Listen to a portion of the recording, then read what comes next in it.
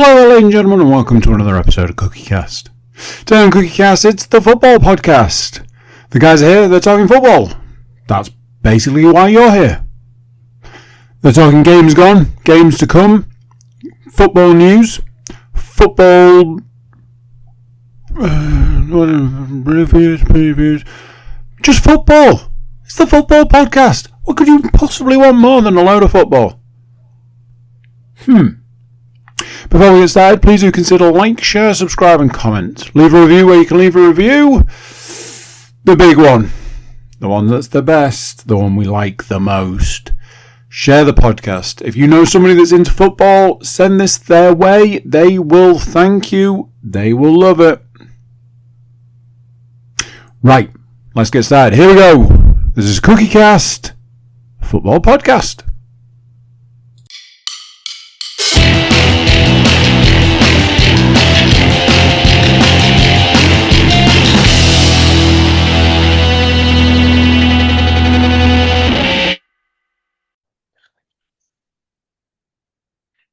Lovely, lovely, jubbly. Welcome on in, ladies and gentlemen, and it is your weekly football fix.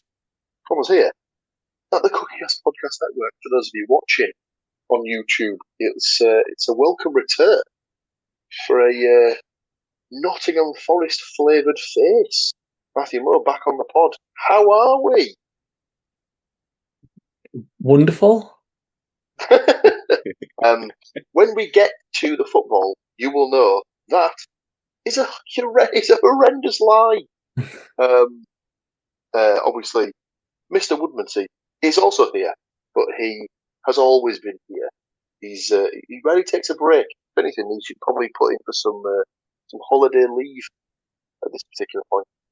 I'll have to. Is that you trying to get rid of me? Not in so many words. I'll have to put the request into Mr. Cook, but you know what he's like. He's a hard taskmaster. That gentleman. He is. He's taken a leaf out of little Alex Horn's book.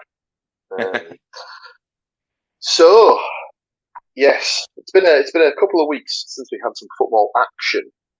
So we do have to go all the way back to a Thursday night where Nottingham Forest had their first home game in European competition for, did we work this out, 28 years? I think we'd said 29 years? 27, 28 years.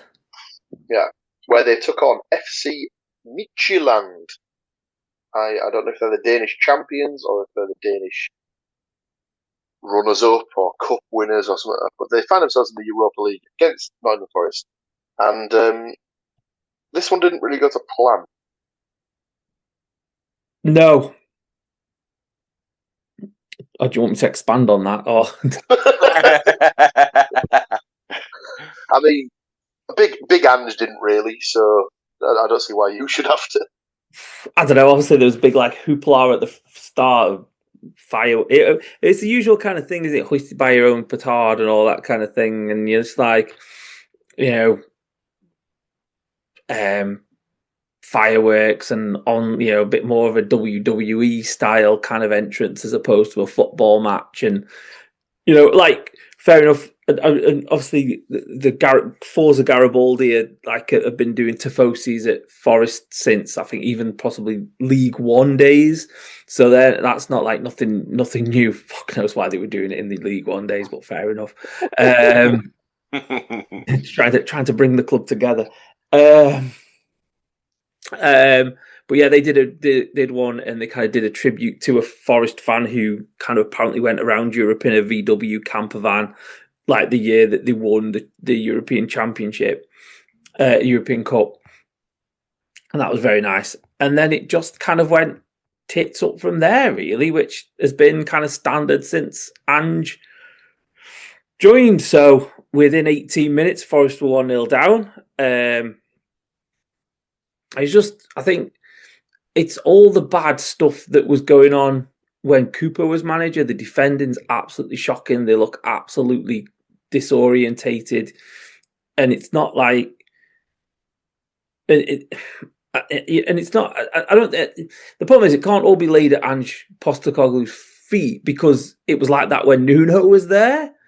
So Diao scored for Midtjylland within 4 minutes, and Doy had equalised. But within 2 minutes, Forest had conceded again to Betch. Then we had a nice big lull until Forest tried to push for the equaliser, and then Biskov. That was Forest were caught on the break. I think Gibbs White got caught with the ball on the corner of the box, and it kind of quick flowing move. And then just to put a little bit of hope at the end of it, Chris Wood got a penalty at the end of the night. One thing I would say is he missed a season's worth of chances in that game. It was like, and that was, I think he came on as a sub as well. Like he might have come on as a sub and missed a season's worth of chances in about 20, 30 minutes. It was, I don't know what his form seems to be down the toilet at the moment. Maybe that penalty will have got him back. But you know what really helps somebody? Flying halfway around the world to play a couple of World Cup. I'm not even sure if they were World Cup qualifiers, to be honest with you. But the return to Europe was the return to European football at the City Ground has resulted in defeat and what looked like quite an easy pathway to moving through to the. I think unless you're absolutely terrible, which, spoiler alert, there's every chance we might be, you get 2 bites at the cherry of qualifying for the knockout stages. But we won't be doing the easy route straight in version unless we pull off some miraculous results against much better opposition than Midtjylland. So I believe the way that the format works is the top 8 go straight through to what would be deemed like the knockouts. Mm-hmm. And then I think it's 9th down to 24 play off against each other, potentially. I might have got that wrong. It might be 28. Either way, you get a batch of teams in the middle. So as long as they finish in the top, let's say 24, they should be still in the competition. So as long as they don't lose too many more, they should be okay. But I mean, it's got to go. You just don't know.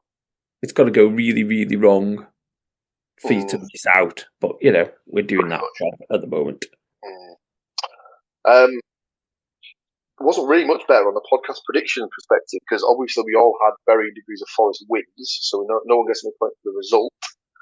Matt had 3-1 Forest with Jesus, Calimundo, Hutchinson, and a Cho Gyu-sung goal. But I said that definitely correct. So no points for Matt at all. Stuart had 1-0 Wood. I had 2-0 Hudson-Odoi and Wood. So we both bag ourselves a bonus point for the goal scorer. Second game of the week took us back into the murky depths of Championship football, where Hull City were taking on Sheffield United. This was the early kickoff, I believe. It was indeed.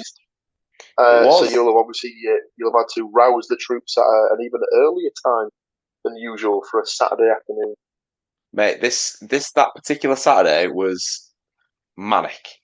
Got up, did parkrun, went to go came home, got showered, went to go get my haircut, and then got to the game. So it was mental. So yeah, lunchtime kickoff at the MKM. Saw everybody's least favourite miserable gimp of a manager present on the touchline. And obviously, I'm talking about none other than Mr. Chris Wilder. And this was despite booting a ball into the crowd in frustration, hitting one of his own fans in the face. He wasn't charged by the FA until Tuesday the following week, which meant that he was free to stand on the touchline for the game against Hull. Apparently, he had plans to appeal. I didn't follow this up, so I don't know if he did or not. But ban extension, anybody?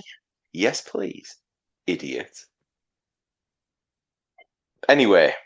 The game wasn't the best. John Lundstrom was injured after 14 minutes, which was a bit of a knacker. Gustavo Hamer curled a free kick wide after 25 minutes. Sheffield United had a lot of possession, but didn't really do anything with it.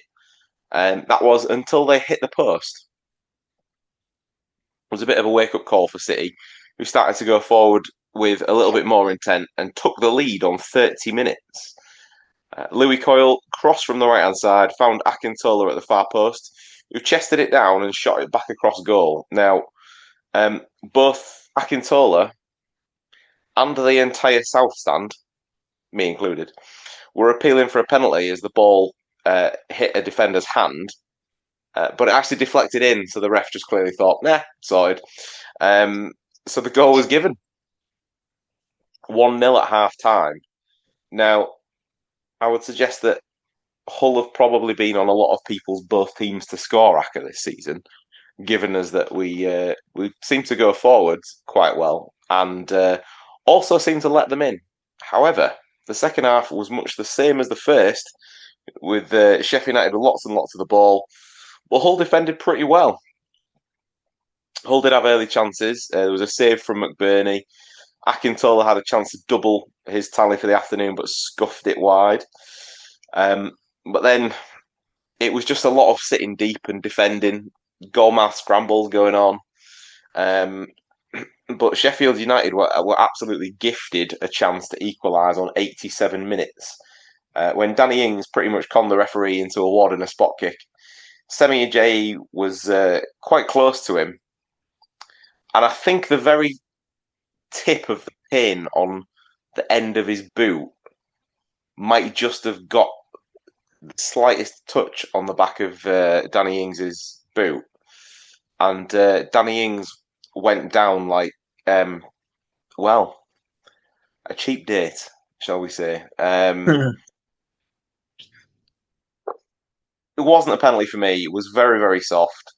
Also, was definitely not going to get a shot on goal from where he decided to throw himself to the floor. But yeah, up steps Harrison Burrows. Make himself a hero, lad. Make yourself a hero. Well, he did. For all of the Hull City fans in attendance, as his penalty was absolutely shit. He shot low to the keeper's right. I want to say low to the keeper's right. I mean, basically, Ivor Pandor didn't even have to dive. He just sort of fell gently. I've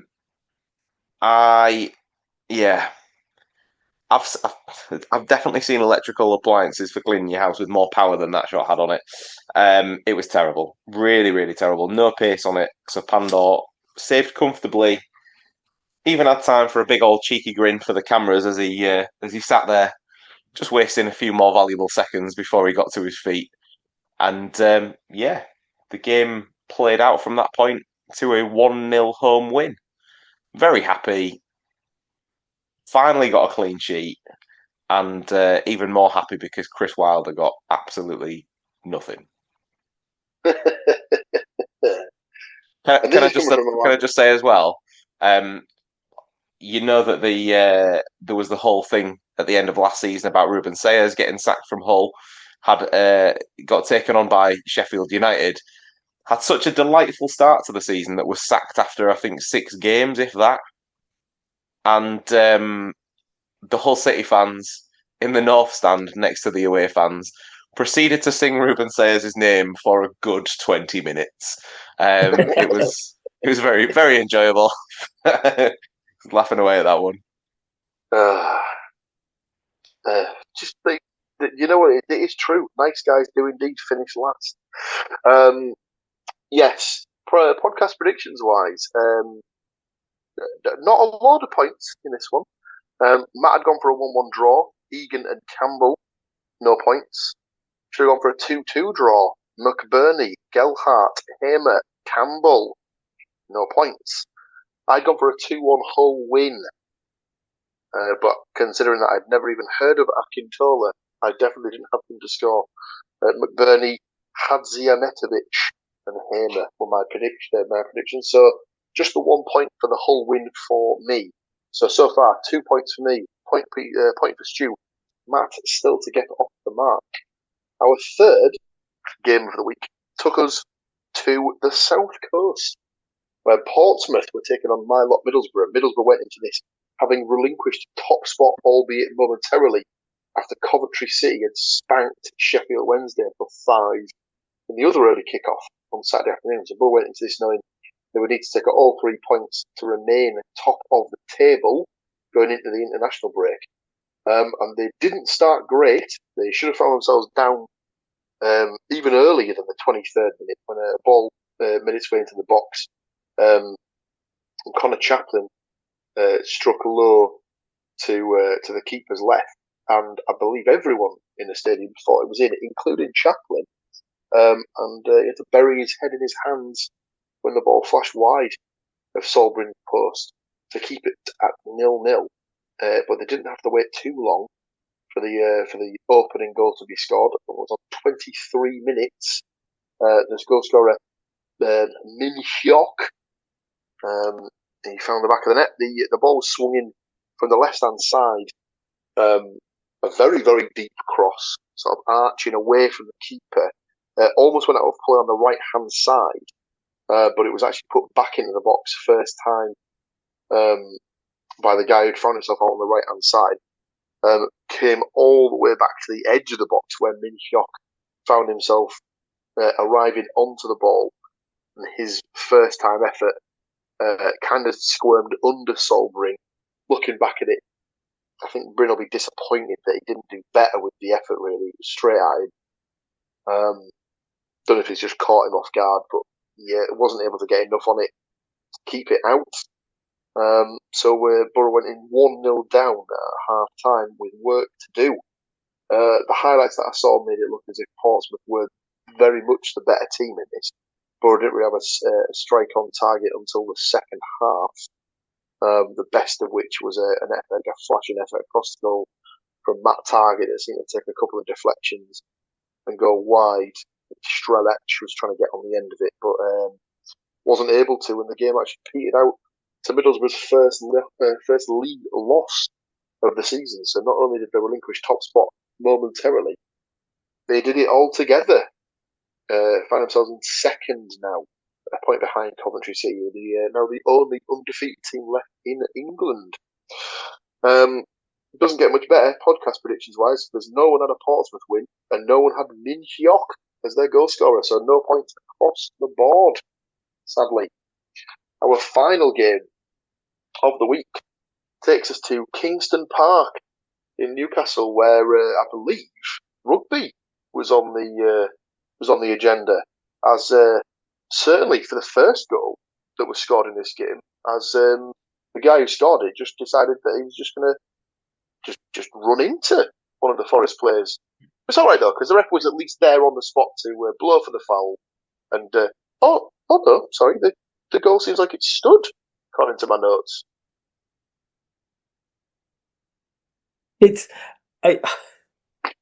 Yeah. I think the most annoying thing about that is that from, again, I didn't watch the game, but from like what I'd listened to on the radio and what I'd seen on like the telly, that Forest seemed to be doing all right. Like they seemed to have like a bit of a foothold in the game, and whilst they weren't particularly threatening for Newcastle, there were some chances, but it wasn't like kind of massively threatening. It didn't look obvious that we were going to lose, and you kind of then see the reaction online afterwards, and I know it's all going to be the same group of people saying, "Of course, it's not a fucking foul." If that was the other way around, and Gibbs White had done that to Gimresh, they would have been calling for the exact same thing. I think one of the things, well, he got a touch on the ball. Yeah, I'd hope so, because he took the man as well. Like, if you're going to take the man, like, shove him, knee him in the leg, and all that. I hope you get the man, because I hope you get the ball, because then that is definitely a foul. But it's like, oh no, the ball had gone. yeah, from the touch that Gibbs White had taken, like that, it's absolutely insane, that one. I just can't. But I think it's one of them ones where you think, yep, that's about right, because that's the way our season's going. That it's a foul. It's not. It was a foul. It's not given, and they scored directly from them winning the ball. And you just think it was. Everyone's like, you should be shouting at your defenders for not closing him down. I'm like, yeah, let's not shy away from the fact that the defenders didn't close him down, and he had 10, 20, 10, 15 yards of space to run with the ball. But also, it was a foul, and I don't know how anyone can, take away the fact that he was sandwiched between two players. Like whoever, I don't know who the other guy was that Guimaraes shoved Gibbs White into, but like it was a foul. I just can't. Like I don't know how nobody in their right mind could sit there and argue that wasn't a foul. Like I can't. Like you can't.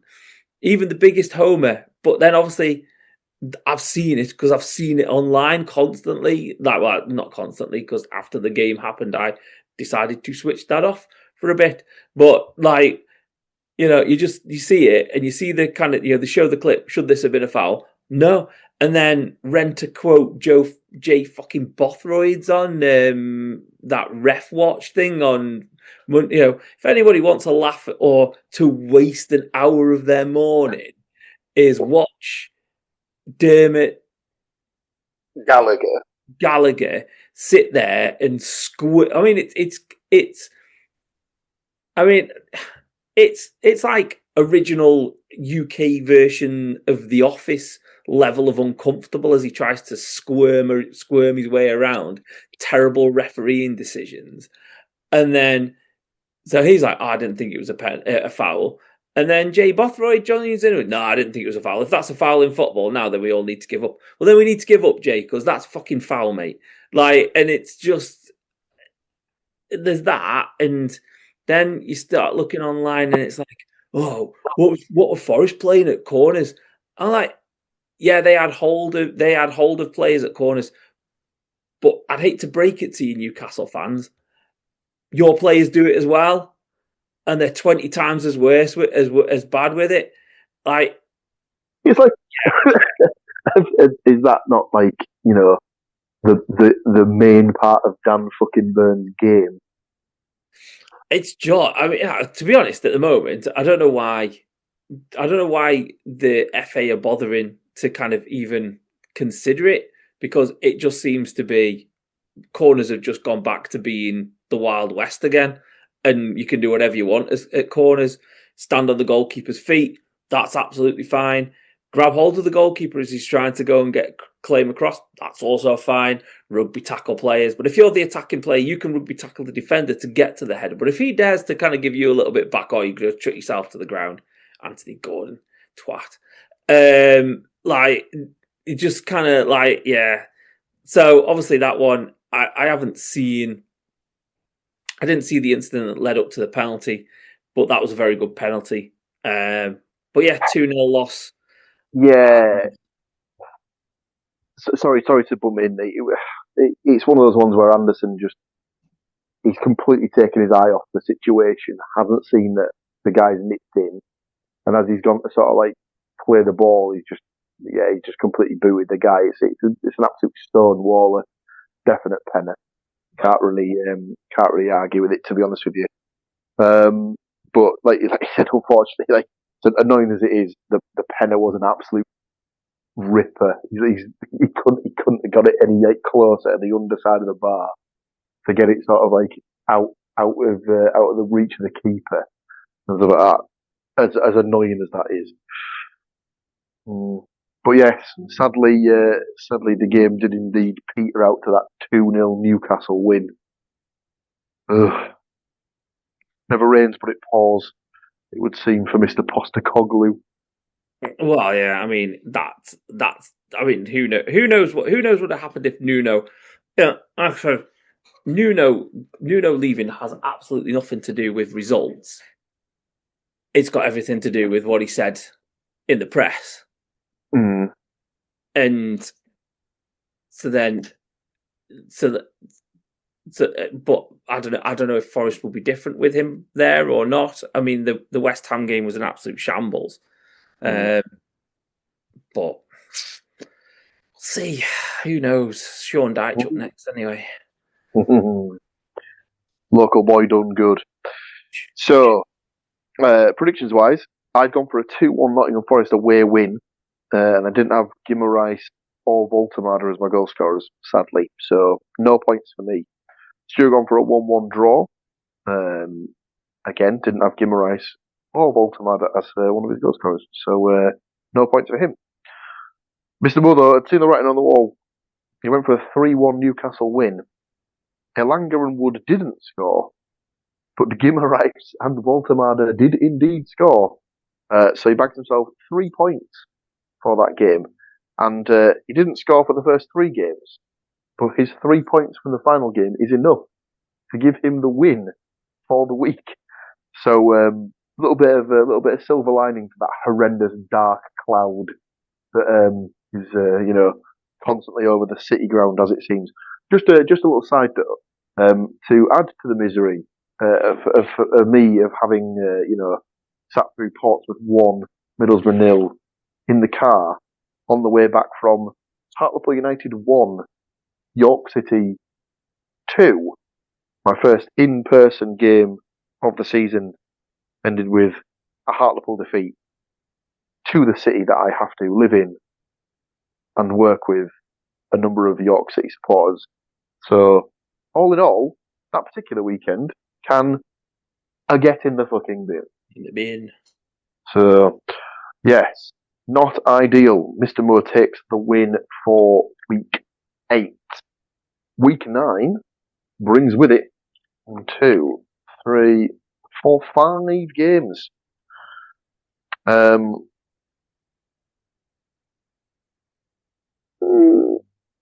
Yeah, we will do actually. We'll before we get started on those games, the first of which is Middlesbrough versus Ipswich Town, live on the Sky Telebox on a Friday night. We will step away momentarily, take a quick break, and we will come straight back at you with those 5 predictions, hot off the press. Don't go anywhere. We will be right back at you. And just like that, the break is over, and I have scratched the itch on my face, so we can continue.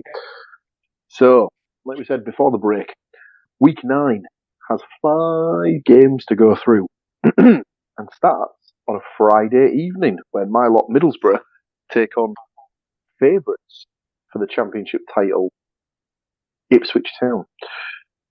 Obviously, it is my team, so I will give my predictions last. So, let's open week 9's predictions by going straight to Mr. Stuart Woodmansey. How do you see Middlesbrough versus Ipswich Town going down? I think they've had a long 2 weeks to think about what happened at Portsmouth.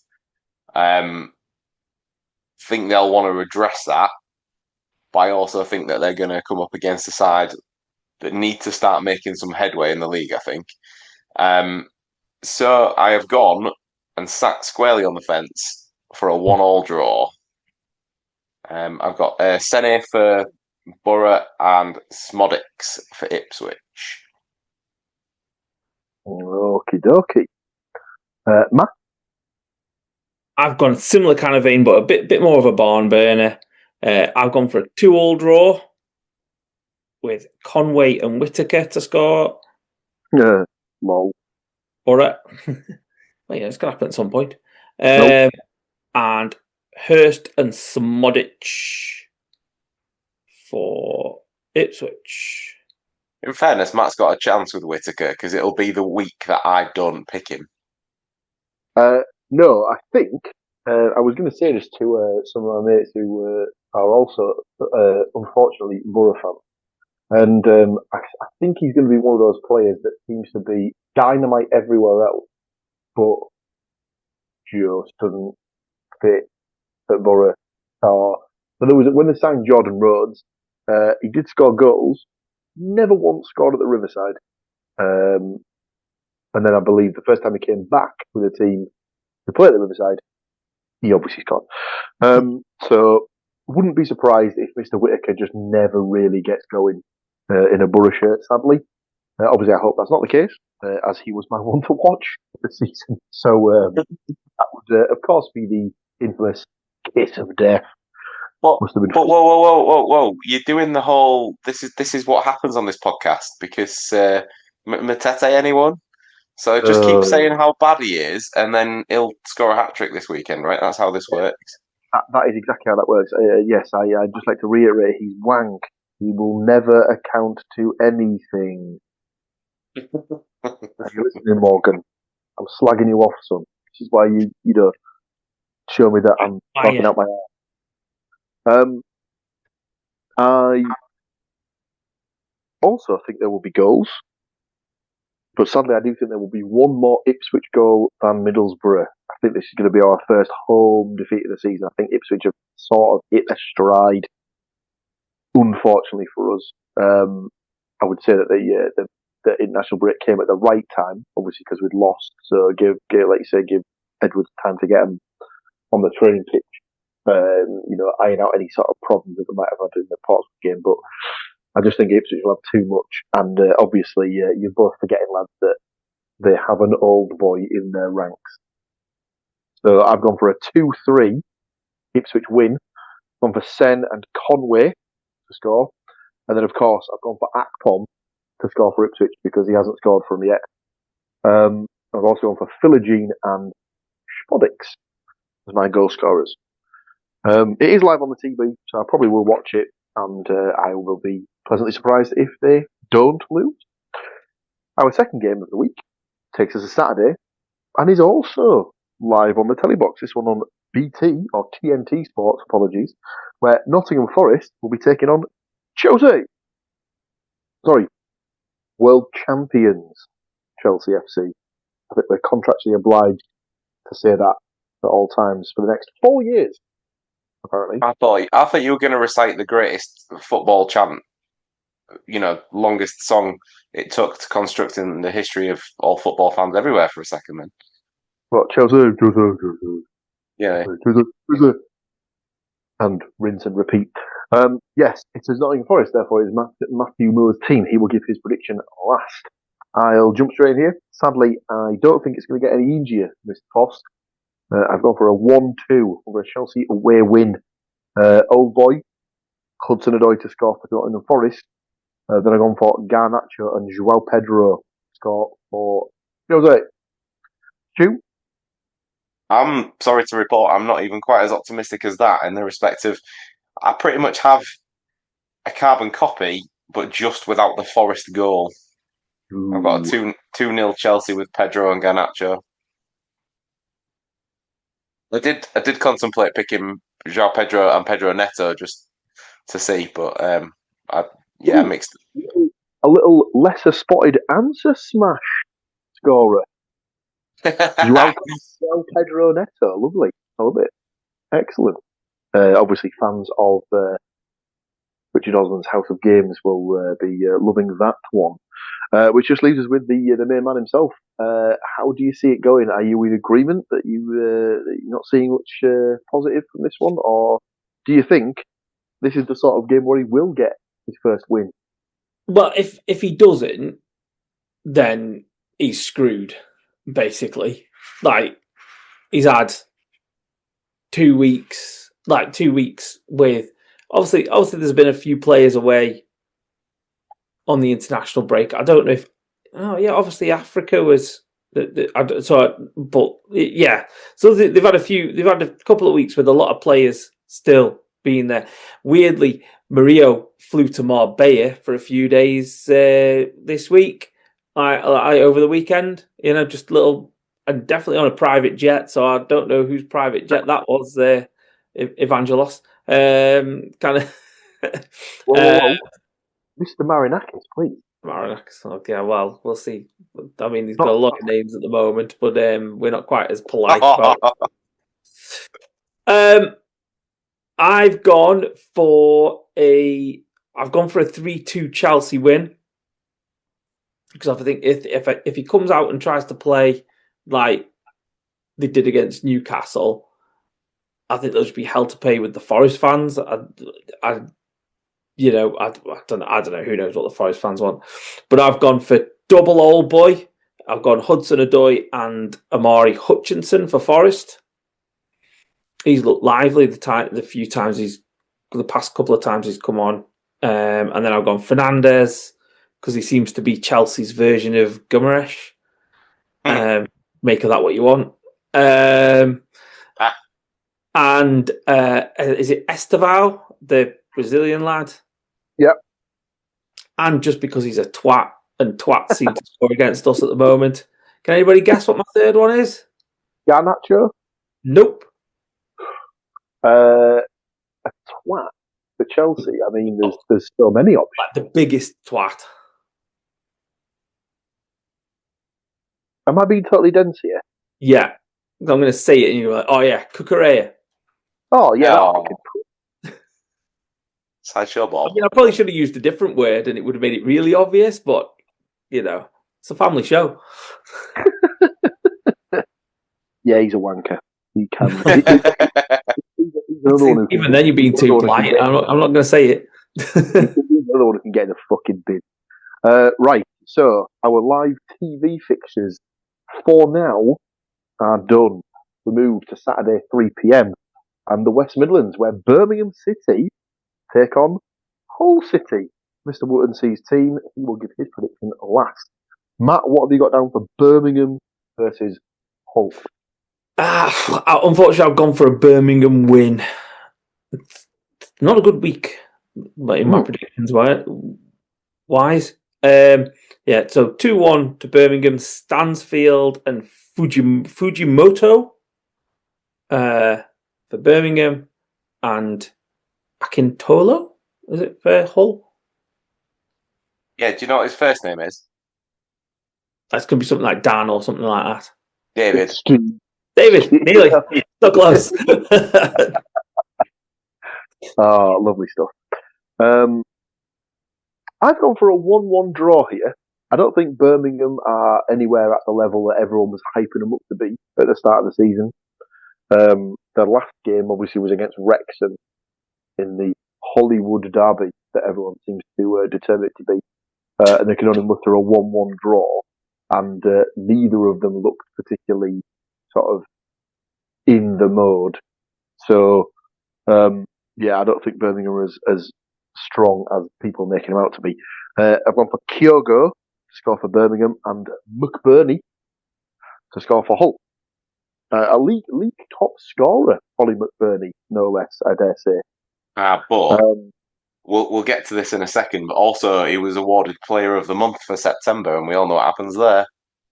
No. Well, if that is the case, I hope that does sort of that curse sort of kicks in early, because I believe Kieran McKenna was the manager of the month for September. So fingers crossed. Well, it's just down to yourself to let us know how you see it going for your boys. So Matt had a loss, you had a draw. Well, let's get some points on the board for one of us, because I have gone for us to win. Nice. I like it. I've gone for Birmingham 1, Hull 2.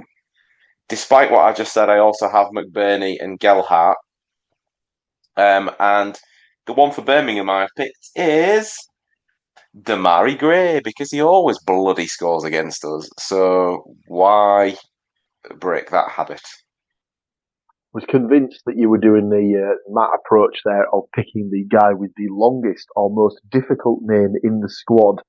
Then I was pleasantly surprised when I only had 4 letters to write down.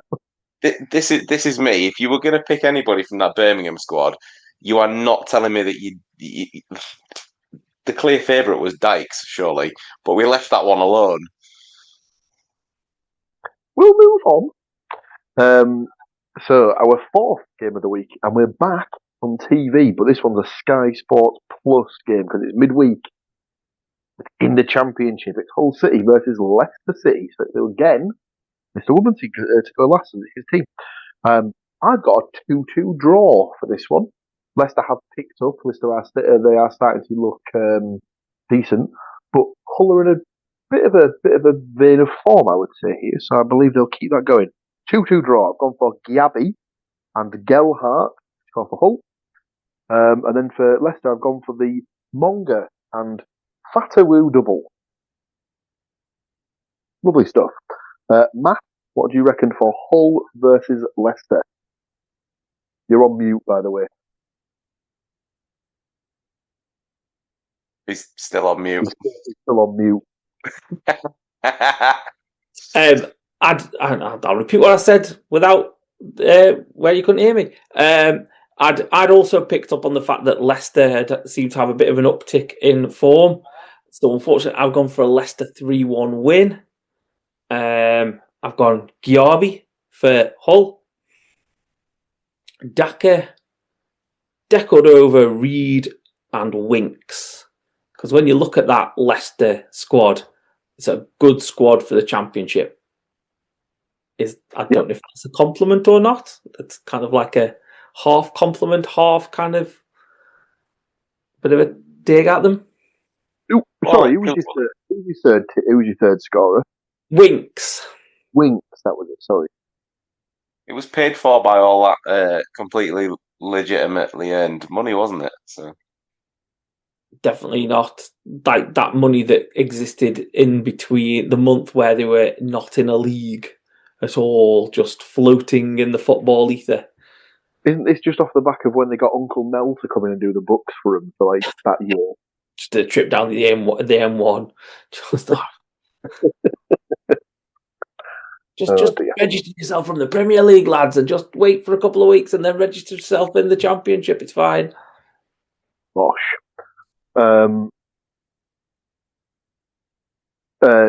Just down to yourself again.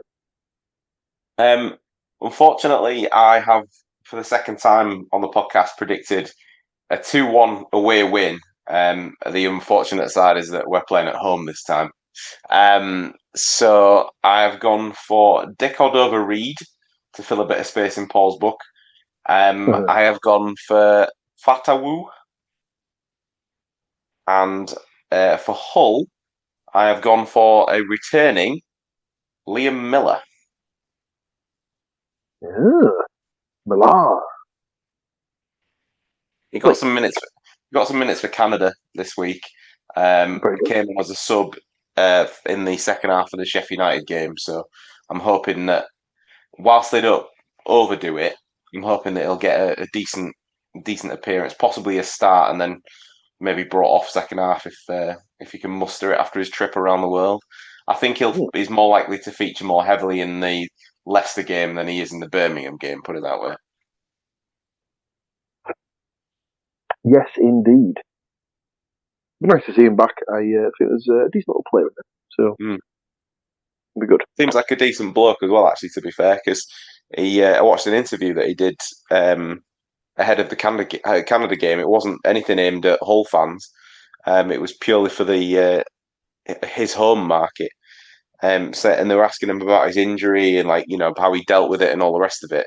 And he explained how he had the chance to go home to heal up and all the rest of it, but he'd relatively only just moved to Hull when it all happened, and he wanted to get to know the area and get to know his teammates. So, despite the horrendous injury, he stuck around here, and I'm hoping that'll pay him some dividends because the crowd seem to like him.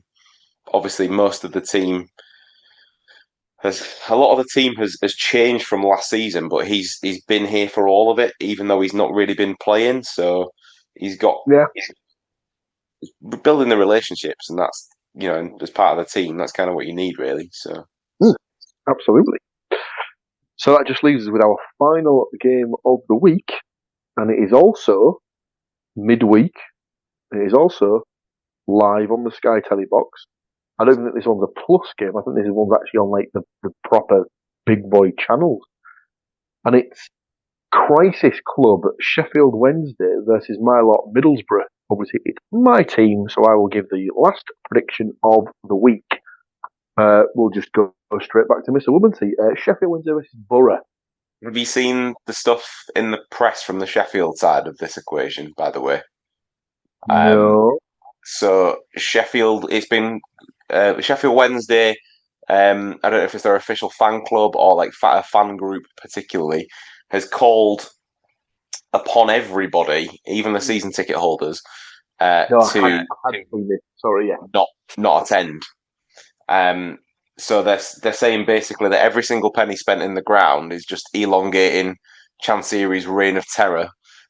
So their suggestion is that by all means go out and watch the game, but go and watch it in a local pub to put your money into the local economy in Sheffield. You know, not my favourite side in the world. Definitely not my favourite ground to go to either. But you can't really argue with that logic to me. The guy seems to be a tyrant, so it's that thing as well where they've asked for like away supporters if possible to try and like if they're able to like not buy at the concourse and stuff like that. So don't buy any food, don't buy drinks, don't buy programs, don't buy. Not that they would be going at the club shop and buying like bits of merch and stuff like that. Just treat yourself to a Sheffield Wednesday shirt while I'm here. Well, everyone knows that Sheffield Wednesday versus Middlesbrough is the perfect game for a half and half scarf. So everyone knows. That's definitely what you're going to be wanting to memorise. Memorialise your day. But who will have half a shout at looking like one of your away kits from seasons gone by? Blue, you've had blue and white before. Anyway, not the same shade of blue. No. But I'm splitting hairs. Your prediction? Yep. To get back to the matter in hand, can't see this getting any better for Chef Wednesday. Again, we'll be thinking this is probably Ipswich is a bit of a toughie for the ones to try and make a statement after everything going on. So I'm going to put this as the game that Borough firmly get back on track. I've got 2 goals for Conway and a Hackney goal to make it 3-0 to the Borough.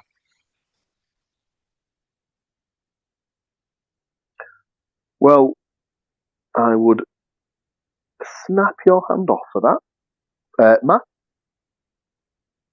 I've also gone for a bit of Borough boot filling, as it were. I've gone for 4-0 Borough. Woo.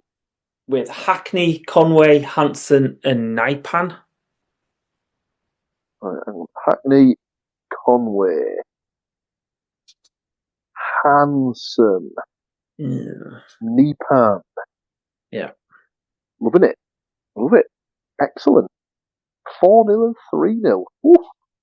Just me letting the boat down then. With my 3-1 away win.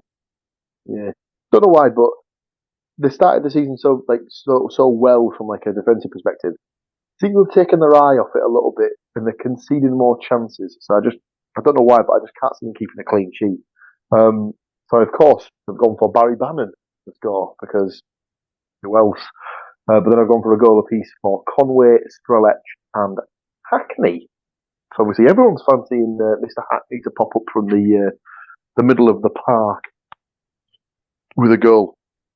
That brings us to the end of Week 9's predictions. I was going to say, does anyone have any other business? But I actually do have a little bit of other business. Obviously, it's been the international break, so there's not been any football for us to watch from a club perspective. But obviously, England had World Cup qualifier. Well, they had a World Cup qualifier, and they had a friendly against Wales in the intervening time. Now, normally we wouldn't obviously cover the international games because why bother? But obviously, because of the choice of manager that the Welsh FA decided to employ, I must admit I was incredibly happy that England found themselves 3-0 up within half an hour against that particular person, shall we say, and his team, his charges. I believe his quote was that Wales weren't going to just be tourists at Wembley. I bet he wished they were. Seems though his team playing as footballers were fucking shit. So, and then obviously that was a friendly, and then the actual World Cup qualifier, England won comfortably against Latvia, and in the process qualified for the World Cup. So not that everybody was in any doubt, but they will indeed be playing in the United States, Canada, and Mexico come next summer. It was nice as well that we got to play like Latvia for like the 400th time in a qualifying game. Listen, you only know what you can come up against if you beat the best in qualifying. So, one other thing I did notice was that the Cape Verde Isles will be playing at the World Cup, and in doing so, they have become the second smallest nation to ever qualify for the World Cup. Can anyone tell me what the smallest nation is to have qualified before? It's not Iceland, is it, or something like? It is indeed Iceland, with their population of just over 300,000 people, I believe. Football quizzes across the land. Yep, that's me. Loving it. Oh, me? I got the question. I got the answer. Well, obviously, that particular one was you, but the cancellation, that's in that. Oh, yeah. I'm just cancelling your quiz. How'd you like them apples, Williams? Okay, get him back for Gabriel, whatever his name is. Oh, that's it. R.I.P.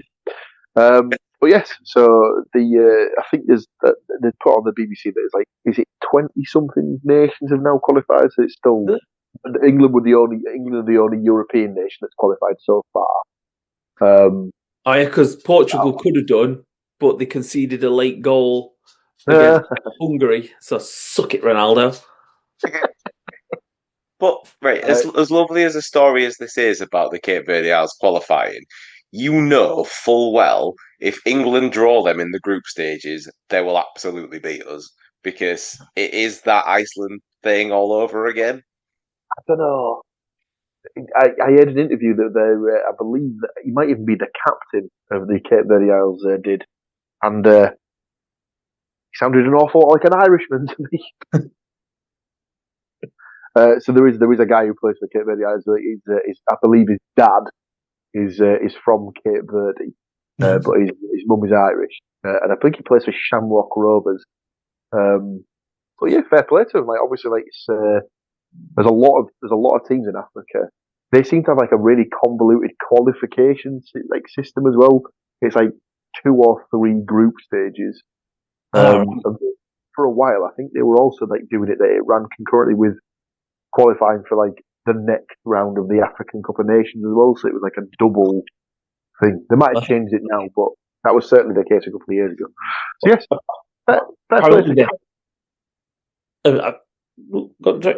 I think when I was watching Sky Sports last night before the England game, there was talk of them changing qualifying in UEFA because England have got something like a 77% win ratio compared in the past 25 years.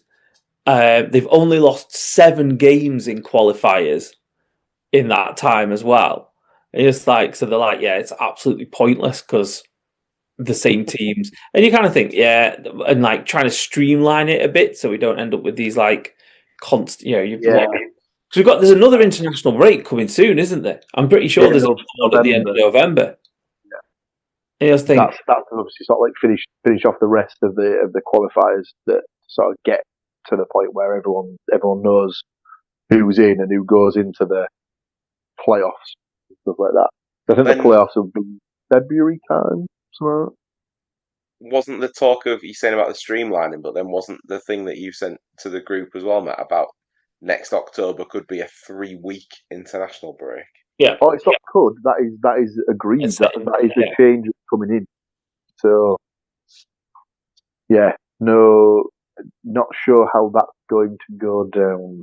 No, it's just a massive fuck you to all the clubs in the leagues around, everywhere, on the basis of you just get your season off the ground, you're trying to find some sort of momentum, and then, do you know what, lads? Might as well go on holiday for a couple of weeks if you're not on international duty. Like, what? The only thing that will go in its favour is the fact that it stops having international break 4 or 5 weeks sort of thing, international break again. And I suppose from like a lower league perspective, it could encourage more people to go and see like the local non-league team and put a little bit of cash in their coffers and stuff like that. Yeah, but this is the thing though. They'll always paint it out as, ooh, let's have like non-league weekend or whatever.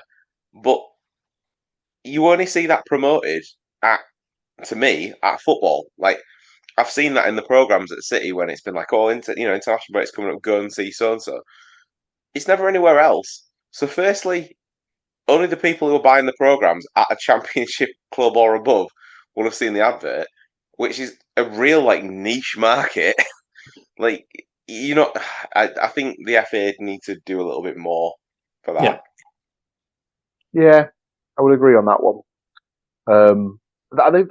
Like you said, they've tried to do like non-league day and stuff like that, haven't they? Where they sort of like they pick out. It's normally during an international fixture, and they actually sort of like put out promotional materials to say like, oh, this is designated non-league day, blah blah blah. But again, unless you're actually sort of actively looking for it, you won't be aware of it.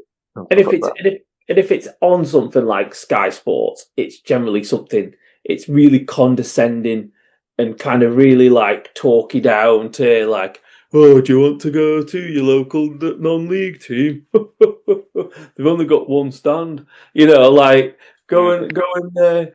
It's just like all those kind of cliches that they trot out, and you're like, yeah, you're really kind of not. You're kind of belittling it at the same time as. And there'll be the token interview with, this is Steve. He's been watching Ferriby for the last 40 years. Steve would really love it if 16,000 of you rocked up at the home ground and put some money. No, Steve wouldn't. Steve wouldn't like 16,000 people turning up from the the main season ticket holder base at Hull, because they'd all piss him off. Because they're going to stand in Steve's spot. That's what's going to happen. Like. They definitely could do something better with it, and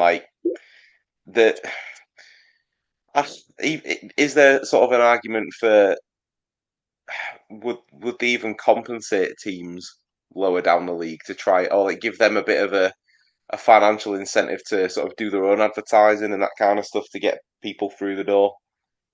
Even though the tickets will be cheaper, give some money to the club so they can put free tickets out, or even like more reduced tickets.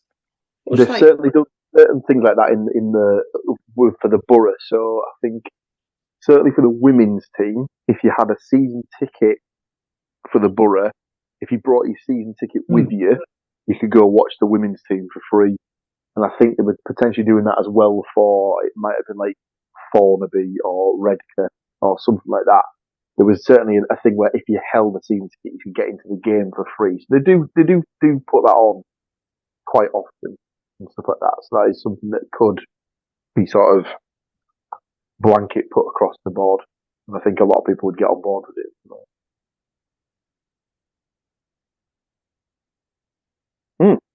So there you have it. That was what I wanted to bring up. Has anyone else got anything to bring?